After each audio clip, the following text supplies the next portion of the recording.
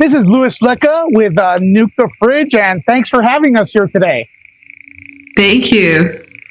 I had a lot of fun with the film. It has a lot of important topics are touched upon.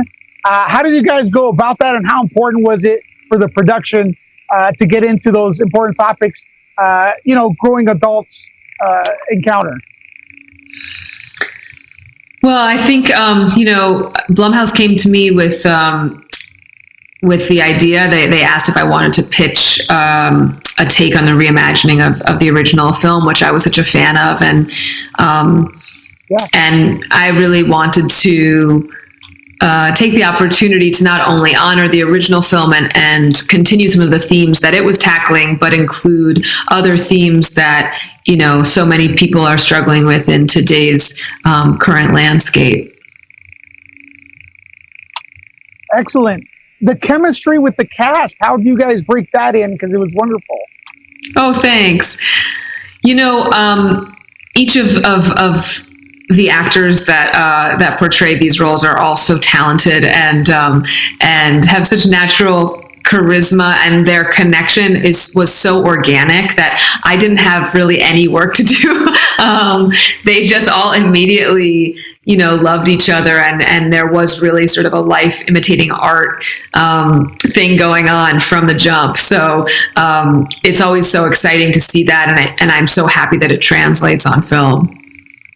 Yeah, that's awesome. I'm going to jump all over the place with a few questions here because I thought the film had a lot of layers. But one thing I want to ask you, if you could have one power, which one would it be? Does it have to be a power in the film? No, anything. Like a power. Well, yeah, you can choose a power in the film.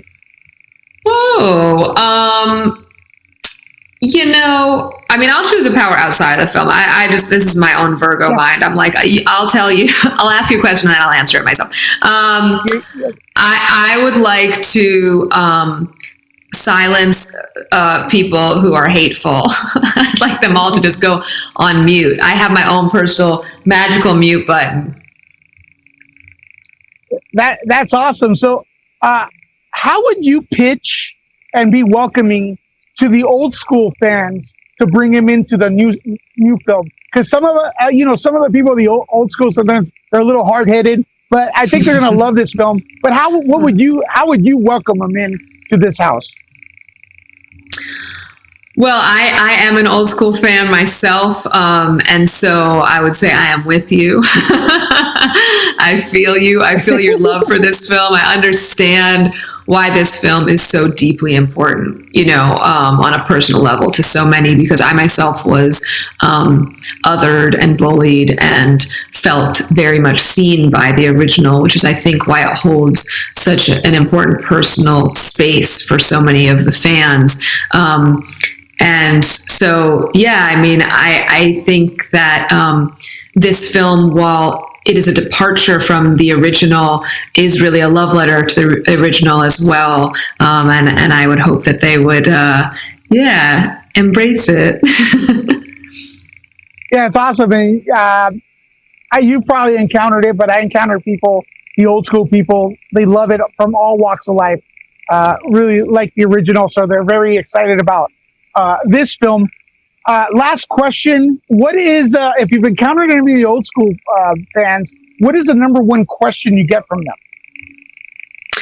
Oh, which character is which from the original? Like, who's Nancy? Who's Sarah? Who's Rochelle? Who's Bonnie? And I always disappoint them because these characters are not, they're not based on the original. And this is a continuation from the original. So these are their own characters, which to me was the way that I could honor the original, because to try to recreate that story or those characters would be disrespectful. So yeah.